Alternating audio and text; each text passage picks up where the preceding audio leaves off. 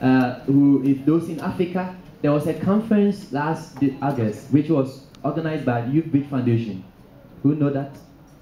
In Africa, there's a conference for youth. It's mainly for youth, and they're trying to get the youth, the government involved in everything. And as a result of that, we had a discussion, and we came out with 3 pillars for the youth, where some are marginalized. The first one is policy. Policy. We want to go home and know how we can make input into policy, how our policies can be youth-centered, and how we can have action plans based on policies in our country. So you'll be there and you say, our government is not involving us. If he calls you, what do you want to do? You might not have anything. You want to be involved, but you don't have plans. You don't have action plans, something you want to follow. We also want to look at how we are going to be empowered, building our capacity. Now, do we have to have forums like this? Something to share ideas. Do you need them? Do you have to have leadership positions?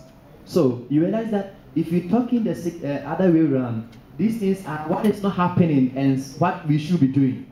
Are you getting me? These things are not happening in our country. We talk empowerment. There is no forum to develop us. There is no way we have been involved. Somebody said 86. So no position for youth for us to be empowered.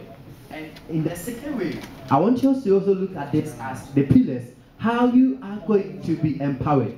So you should make sure you have youth centers. Some countries don't have youth centers for development of the youth. So if you want to empower your group where you are coming from, make sure you have these pillars being active there. And we are going to look at mobilization. You know, the youth, we don't know how to mobilize. So if you want to move our government to take decisions involving us, we should know how we can mobilize, you know, positive and negative mobilization. In Ghana,